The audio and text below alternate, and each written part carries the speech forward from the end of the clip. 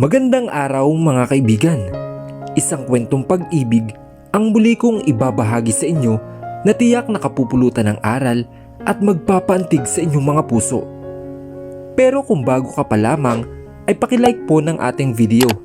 Pakiclick ng subscribe button, gayon din ng bell icon para lagi kang updated sa mga susunod ko pang upload.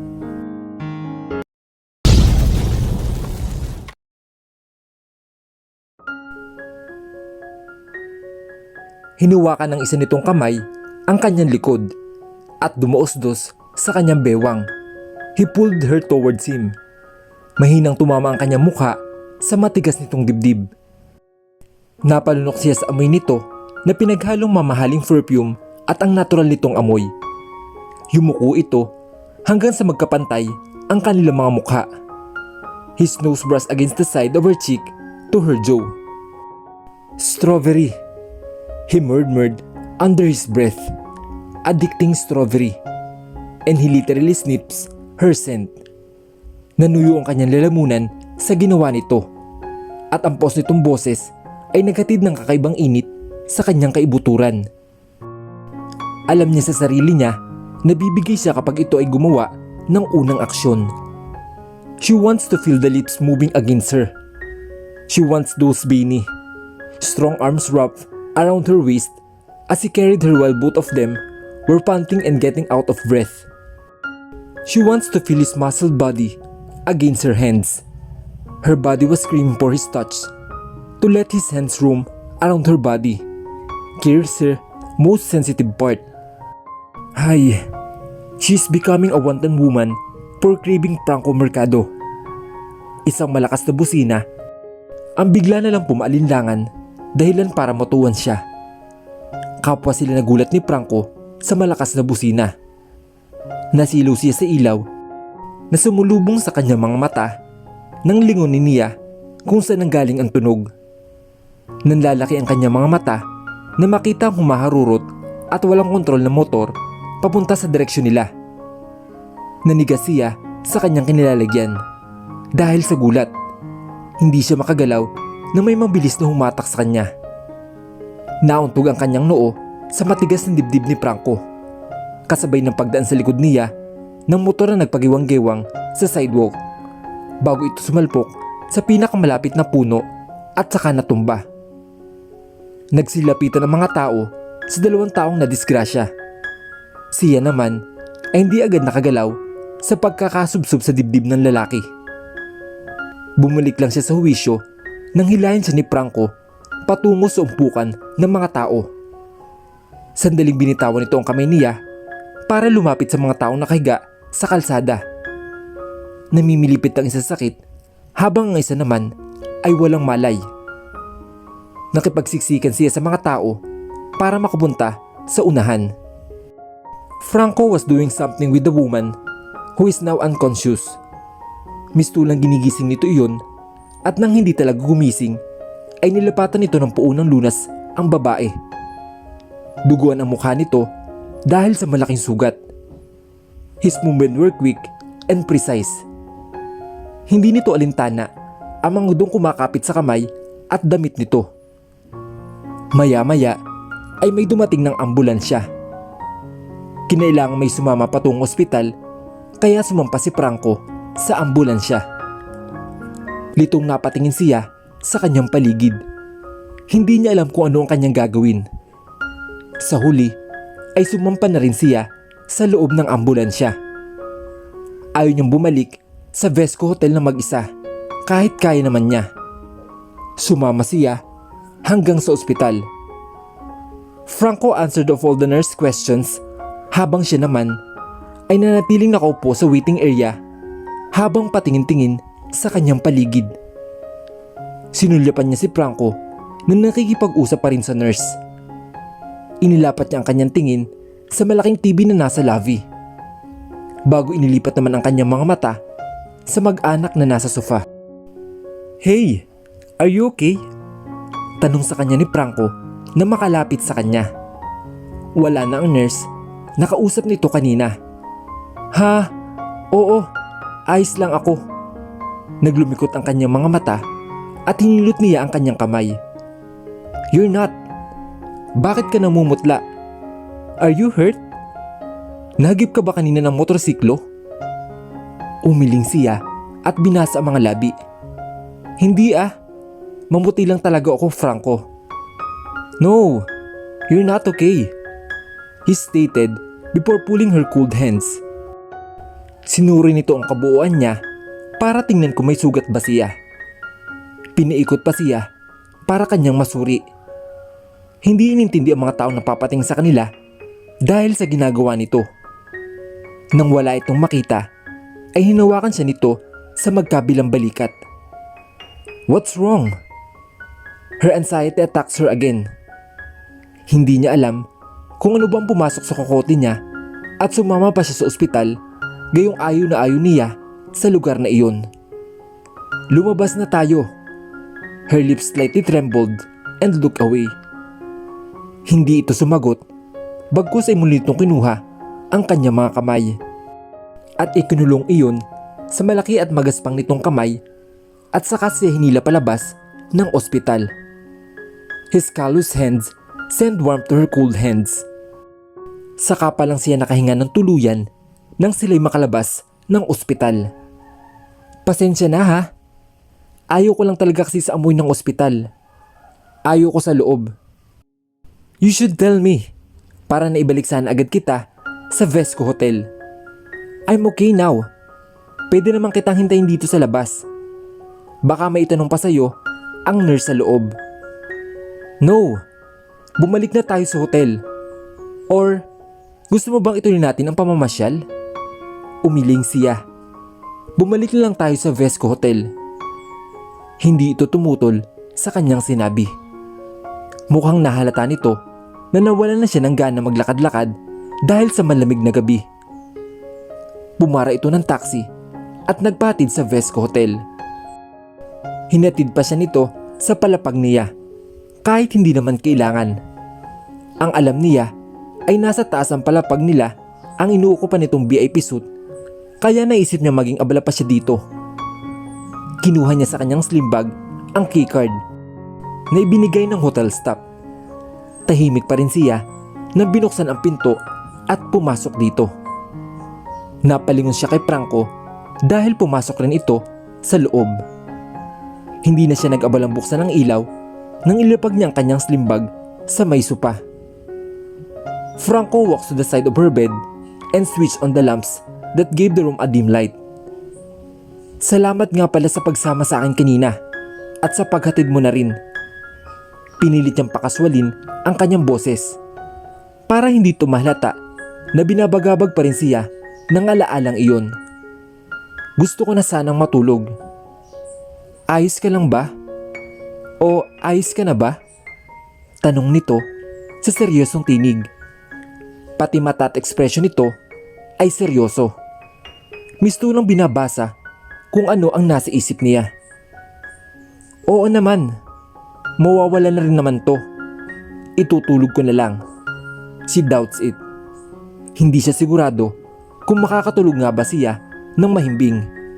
Lalo pat wala siyang kasama sa kwarto. Hindi ka sigurado.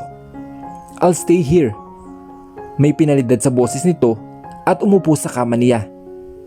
Sir, you won't make me change my mind, Trina. And please, stop calling me sir. I told you to call me by my name. Kaya ko nga ang sarili ko, Franco. Alam niya mabait ito at saka, ewan ba niya?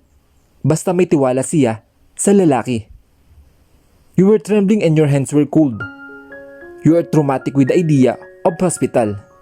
Am I right?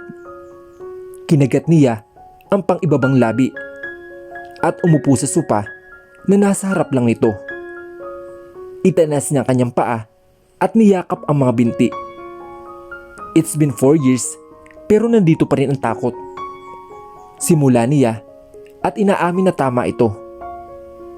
Sa tulong ng malamlam na liwanag na nagbumula sa lampshade ay nakita niya ang pagkunot ng noo ni Franco. Ngunit nanatiling nakalapat ang mga labi nito at sinalubong ang tingin niya. He was urging her to continue. 4 years ago, Nakita ko si Papa.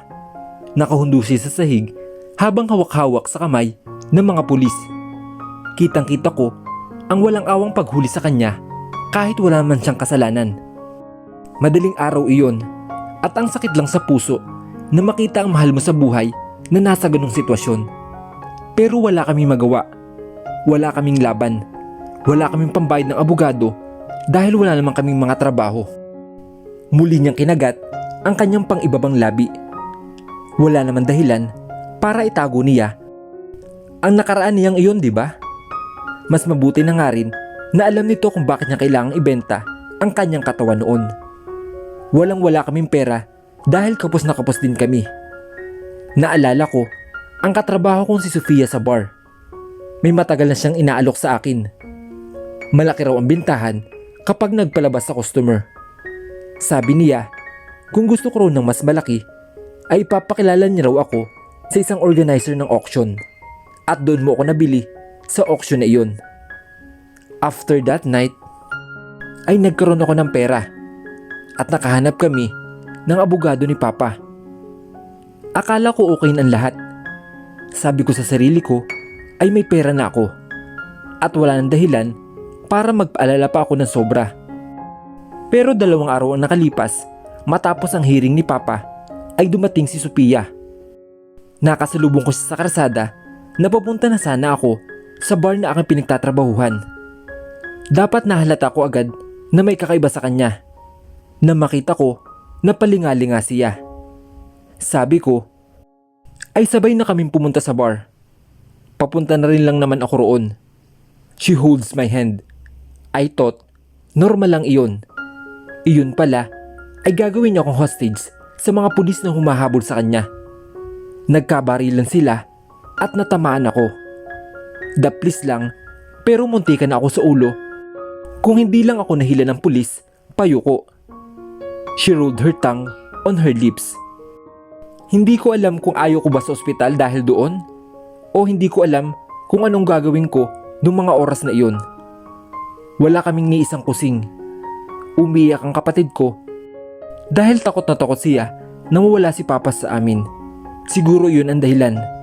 Hindi ko alam. Yumuko siya at ipinatong ang kanyang noo sa ibabaw ng kanyang mga tuhod. Namamasa na naman tuloy ang mga mata niya dahil pakaramdam niya ay pinagkaitan siya ng mundo ng mga oras na iyon. Hindi niya man maamin ng harap-harapan kay Franco o kahit sa kanyang mga kaibigan. Nagpapasalamat siya ng malaki sa lalaking nasa harapan niya ngayon. Kahit pa sabihin may kapalit ang malaking halaga na ibinigay nito sa kanya ng gabing iyon, hindi pa rin may ikakaila na siya ang tumulong dito noong panahong walang-wala siya. Franco is not a god, but he is a godsend when she felt that everything was falling apart. Narinig niya ang pagtayo ni Franco at humakbang ito palapit sa kanya. He stopped in front of her and bent his knees. Itinulak nito ang kanyang noo para maalis ang pagkakasubsob ng mukha sa kanyang mga tuhod. Sinapo nito ang kanyang magkabilang pisngi at inipit ang takas na buhok sa likod ng kanyang tenga. He gave him a warm smile. You're such a brave, baby. Very brave. Admiration is written on his face. Ganda stoic and emotionless face of him. His deep brown eyes are staring at her like he saw a very beautiful thing in front of him. And with the dim light in the room, Franco advanced slowly at her. Unti-unti nitong inilapit ang sarili mukha sa mukha niya. Her eyes closed when she saw him lips nearing her mouth. Naikuyom niya ang kanyang mga kamay sa ibabaw ng matres ng sopa nang tuluyang naglapat ang kanilang mga labi. Nanlalambot siya sa kiliti na dulot na malambot itong labi na nakalapat sa kanya. Her hands move and hold Franco's shoulder. Humigpit ang hawak niya roon na magsimulang gumalaw ang labi ni Franco sa sensual na paraan. Mistulang hinihigop nito ang mga natitira niyang katinuan. His one hand carries her back down to her waist. She clung to him and started to move her lips as well. Ginaya niya ang hagod ng labi nito at tinuturan siya kung paano humalik katulad ng dati. Pinakawalan nito ang labi niya at naglakbay ang bibig nito sa kanyang pisngi, pababa sa kanyang liig. Iba ang hatid ng halik nito sa kanya. Naghahatid iyon ng init sa kanyang katawan patungo sa ikibuturan ng kanyang pagkatao. Napasinghap siya nang bigla na lang siya nitong binuhat paangat sa sopa, at ito ang umupo roon. He placed her above his lap. She was straddling when he caught her lips again, giving her a hot and deep kiss. Her hand was small compared to Franco, but it was strangely fit for each other. Katulad na lang ngayon na magkahawak kamay silang dalawa habang nasa loob sila ng kotse nito na nakaparada sa bahagyang tago na bahagi ng parking lot. Malapit na ang flight ko, wika niya kay Franco na hindi pa rin magawang bitawan ang kanyang kamay. Umusli ang labi nito na nauwi sa simangot. Halos mag-isang oras na siya sa loob ng kotse nito na wala namang ibang ginagawa kundi ang maghawakan ng kamay at paminsan-minsan ang pagnakaw ng halik sa kanya. I was thinking na i-full out ka na lang and train under my wings so that you cannot keep leaving whenever you have a flight. Mahina niyang pinitik ang matangos itong ilong. Pagiging flight attendant ang ipinunta ko rito, hindi ang maging empleyado mo sa opisina. Pinaglaro-laruan nito ang kanyang mga daliri bago mariin na hinalikan ang likod ng kanyang palad. I know, baby. I shouldn't be a hindrance to your dreams. He looks at her, and this time, he has a small smile on his lips. Anong oras ba ng flight mo? Is it 9:30? Yes, she answered and touched the collar of his formal white long sleeve. 5 in the afternoon ang balik ko rito. Ilang oras lang iyon. Yeah. And I should work in that hour para makasama kita mamaya. She took a deep breath before holding Franco's hand. Hinaplos niya rin ang malinis tong panga bago tiningnan ng diretso sa mata. Kain tayo sa labas mamaya. Anyaya niya na agad naman niya itong tinanguan. Nakataas pa ang sulok ng labi nito at kumikislap sa kapilyuhan ang kanyang mga mata. In normal days, she will tease him or she will flick his forehead because of his naughty thoughts. Subalit sa pagkakataong iyon, ay seryoso lamang niya itong tiningnan at hinaplos ng kanyang kamay ang pisngi nito. May gusto akong sabihin sa iyo mamaya. Alright, whatever it is. Nginitian niya ito at sa kanya tiningnan ang suot na wristwatch. Kailangan ko nang umalis. Hindi na siya nagulat nang dumukwang ito palapit sa kanya at saka siya pinatakan ng halik sa kanyang mga labi. Take care. Tumango siya at saka lumabas sa mamahalin nitong kotse. Kinuha niya sa trunk ng kotse nito ang kanyang maleta at saka nginitian si Franco na nakatingin sa kanya sa side mirror nito. They've been dating for almost a week now. Pagkatapos na nangyari sa pagitan nila sa Davao, ay hindi na siya nito pinakawalan. He insisted that they should date, which she finds strange dahil wala naman talaga nangyari sa kanila sa Davao. They just kissed and make out. Hanggang doon lang. He didn't take her all the way. Kung ano ang dahilan, iyon ang hindi niya alam. He seemed stopping himself that night. Siya naman ay bahagyang napahiya sa sarili dahil alam niyang handa siyang bumukaka kapag nag all the way ito sa kaniya. And this time, wala nang ibang dahilan. Walang sangkot na pero intensyon sa isa't isa. It was pure feelings between them. Ang tanong, may feelings nga ba? Hindi niya alam. Wala itong sinasabi at was lalong wala siyang sinabi rito. Mayroon sila pero wala. They do things that couples do, but they don't have label. Wala siyang narinig kay Franco kahit simpleng I like you man lang. Maging siya ay hindi rin naman nagsabi rito na gusto niya ang lalaki kahit iyon ang nararamdaman niya. Sa tanang buhay niya ay ni minsan ay hindi pa siya nagkaka-boyfriend. Hindi niya alam kung paano tumakbo ang ganong relasyon, kaya naman kontento na siya kung ano ang meron sa pagitan nila ni Franco ngayon. walang commitment, walang obligasyon, at hindi siya masasaktan kung sakali man nalaro lang ang lahat ng ito sa lalaki. Hindi sikreto ang relasyon nila, ngunit pribado naman. Wala pa siyang pinagsasabihan kahit sino. Ngunit alam niyang mahint na ang kanyang mga kasamahan dahil madalas niyang nahuhuli ang mga ito na pinagchichismisan siya. Ipinagkikibit balikat na lang niya dahil hindi naman siya nagpapa-apekto roon. Wala naman ang mga itong ebidensya na nilalandi siya ni CEO Franco para makakuha siya ng mataas na marka sa internship na yon. Napansin niya ang komosyon sa bandang likuran. Kausap ng kaklase niya ang isang lalaking foreigner. The old man was talking in French and it seems that Shanika couldn't understand well what was the passenger was saying. Nakakaintindi man siya at nakakapagsalita ng French na kaunti-kaunti dahil pinagpuyatan talaga niya na mabasa at masaulo ang libro na naglalaman ng mga basic language ng French. Je joue de va de phrase, face de café, de la voix fraude. Malakas ang boses ng wika kay Shanika na kumurap-kurap pa dahil hindi yata masyado naintindihan ang sinabi ng pasahero dahil sa bilis ng pagsasalita nito. Again sir, do you speak English? Mukhang nainis naman ang pasahero dahil hindi magkaintindihan ng dalawa.